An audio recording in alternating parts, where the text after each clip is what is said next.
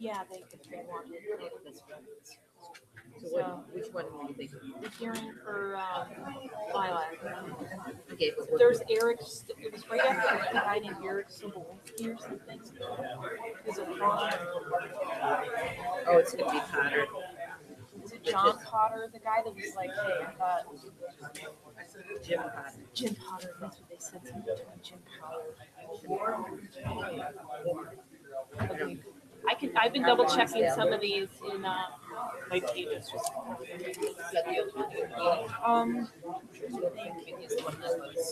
Yeah. A couple other people I grabbed. I don't even know if I'm gonna fit everybody in.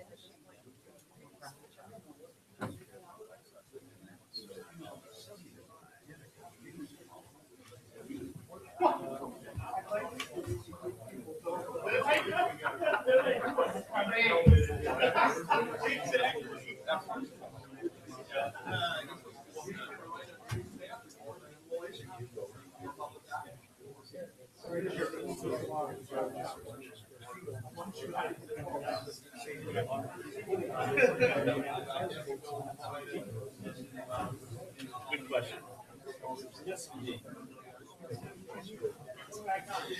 All right, ladies and gentlemen, let's get fired up again.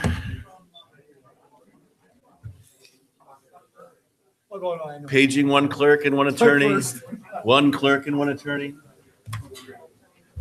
I'll take an old fashioned. Sorry. Did you turn the air back on? I'm telling you right now, I Freezing went in and here. got my Look at jacket. him. I work outside all day. Look at me. Yeah, I think. That's all I wear in the winter.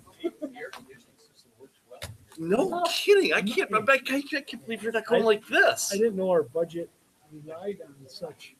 I was a farmer. I would like it this cold. I'm not a farmer.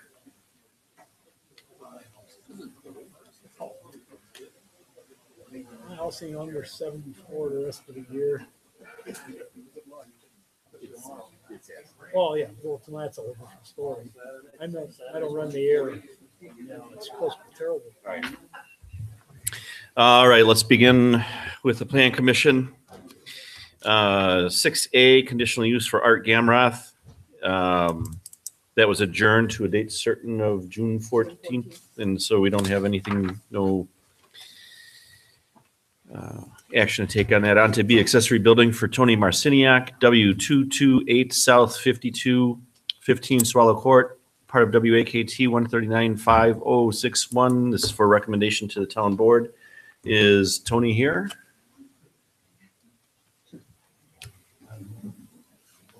Is that a negative? No, he's here. Let's go. Oh, okay. Planner Malarkey. Thank you, Mr. Chairman. The petitioner is requesting to construct a 28-foot by 32-foot accessory building, which is a garage. That's 896 square feet to be used for storage of vehicles and personal items. The petitioner states that the home and accessory building will both have a 412 roof pitch, matching siding, roof materials. The petitioner has provided photos of the existing home and a sample of the proposed accessory building siding in comparison to the existing residence siding. There's an existing 84 square foot shed on the site that will also be removed. Anything over 600 square feet has to be reviewed and approved by the Plan Commission and Board. The proposed building, once the 84 square foot shed would be removed, would meet the requirements of square footage for the lot. He'd be allowed 900 square feet based on the size of his lot. He'd be just under that. The proposed building meets all setback requirements, offset requirements, is no closer to the street than the principal building. The proposed height of the building is 17 foot 8 inches. Originally, the applicant proposed 15 foot 8 inches and has since revised that. He wasn't aware that we changed our zoning ordinance to go up to 18, so he's in compliance with the 18-foot height requirement. The Plan Commission should determine if the proposed accessory building is in compliance with the compatibility section in terms of materials, colors, roof pitch, windows, building massing, and scale. If the Plan Commission chooses to approve this, I have listed a series of conditions. The first condition on there has to do with a waiver. That was a mistake. It should have been removed. Originally, he came in with a larger building that would have required a waiver. That condition was an oversight. I should have removed that.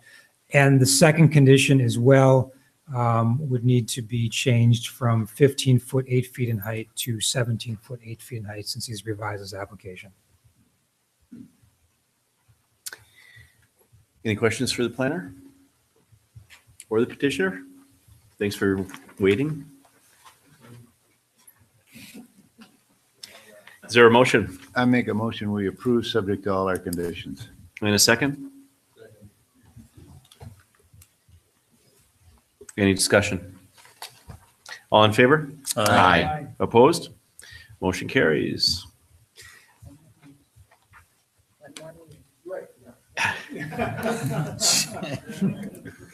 On to C, certified survey map. Petitioners Jack Gaudian, part of the southeast quarter section of 18T6N R19E. Tax key is WAKT 136-897-8003. And how about we table this to the next meeting? I'm just kidding. We see ya. Sean. Okay, back in December 2017, the petitioner received approval for a 33-unit preliminary condominium plat and a residential PUD for the subject property, Legend of Merrill Hills. The final condo plat approval and the PUD conditional use are not finalized yet. They're dependent on numerous conditions that have yet to happen. The petitioner also received approval from the county in regards to changing the future land use plan for the county to match. That has been approved since that was filed. The petitioner is now requesting approval of a certified survey map to create 2 lots out of the total property.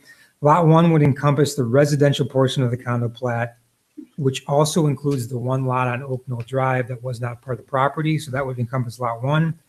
And Lot 1 would be the driving range.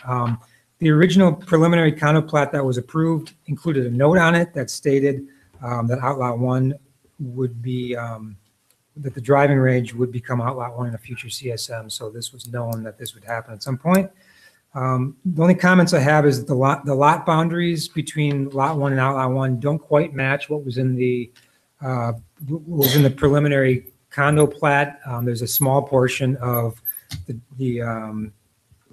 there's a small portion that deviates, and I guess I don't know why, and I'd like the petition to clarify that and whether or not the final condo plat would be amended to follow that same boundary. In terms of zoning, the proposed land division is consistent with all zoning setback and offset requirements. I know Engineer Ginelli had a couple of comments. Would you like to address those? Thanks, Sean. I have a letter that just has 5 comments, actually really only 3 when you get right down to it. Most of them are technical in nature, showing the chord lines of the dedicated Sun Valley Trail should be shown on sheet 2. Name and address and daytime phone number of the owner and the subdivider should be listed on there per Waukesha or the town ordinance chapter 12.7. And then I think the town range is mislabeled on the vicinity map. Fat fingered the town range number. And then we also commented that the legal description for the rezone is okay. We have no comments with that. So if the Plan Commission chooses to approve, I have 3 basically conditions listed here that the petitioner would satisfy all conditions, comments, and concerns of the chairman, engineer, town planner, and any reviewing, objecting, or approving bodies, obtain all signatures in the CSM, and cost reimbursement. Thank you. Is there a motion? Motion to approve. And a second?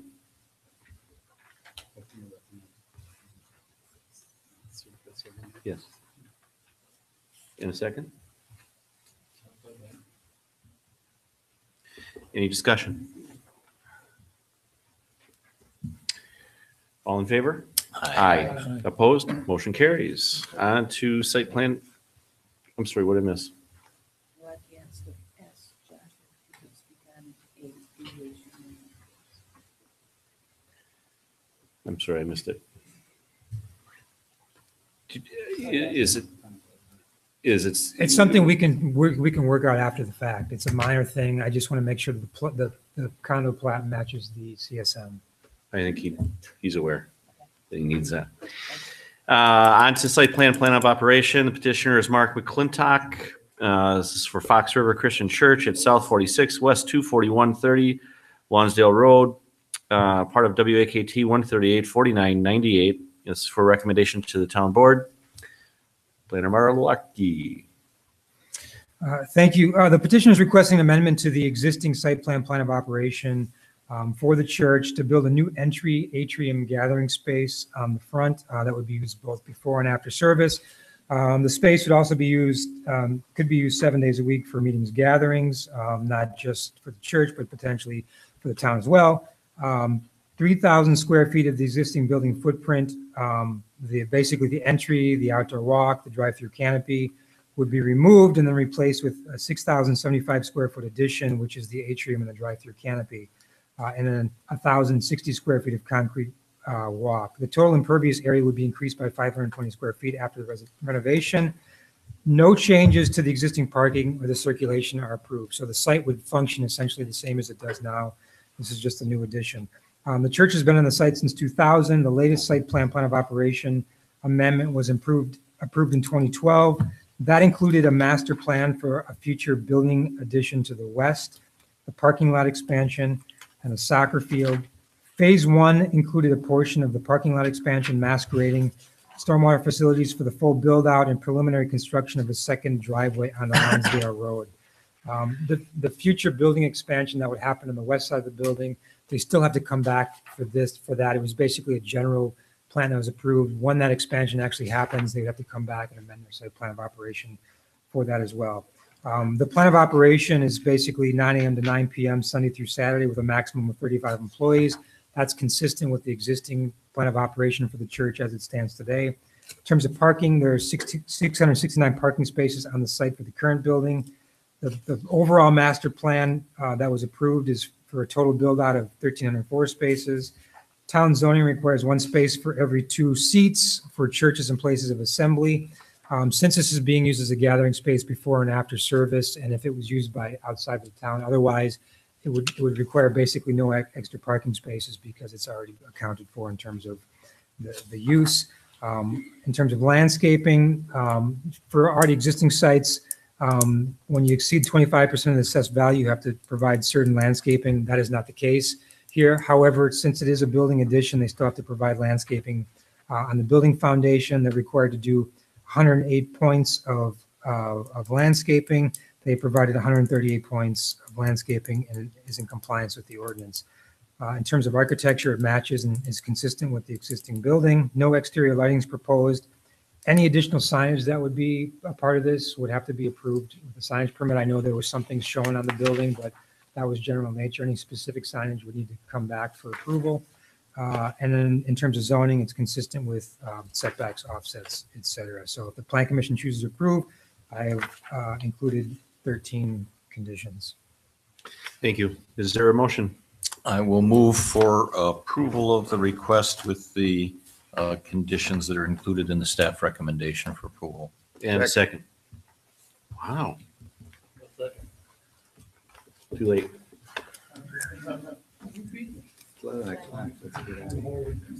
Any discussion? All in favor? Aye. Aye. Opposed? Motion carries. On to E, which has been adjourned to the next regular meeting.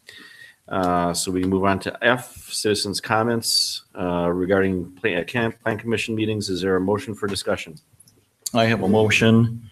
I move to include a line item entitled Public Comments in the agenda of all meetings of the Plan Commission on and after June 1st, 2018.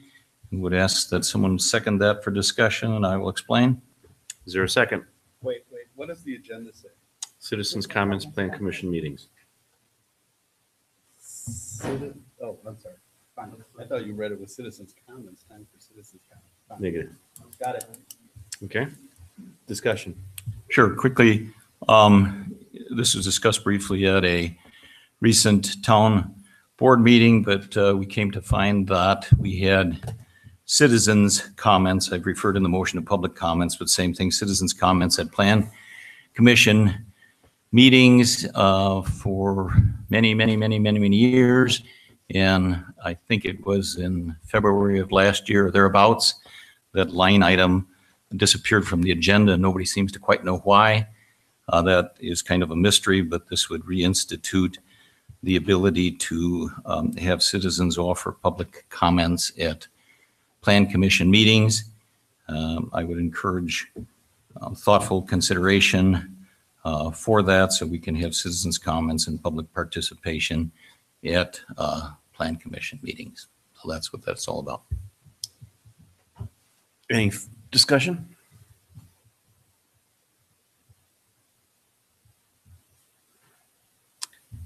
Seeing none? All in favor? Aye. Opposed? Opposed. On to meeting minutes of April 12th, 2018. Is there a motion? Anyone?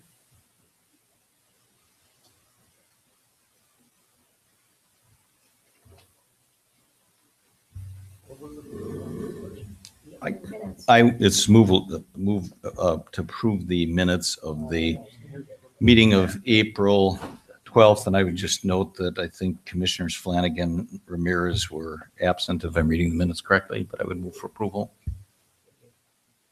I don't think Flanagan and Ramirez were absent, were they?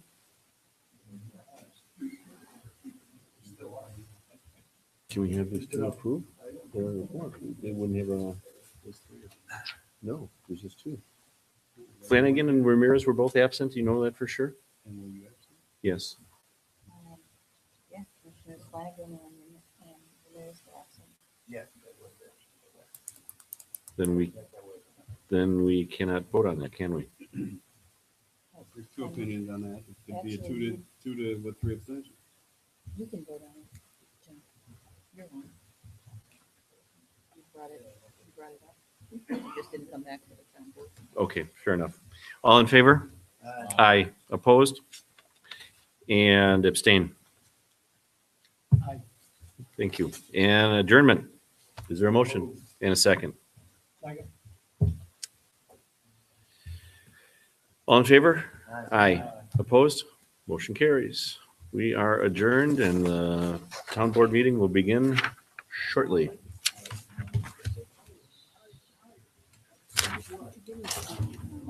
Good as the first and second. Bob and Fisher.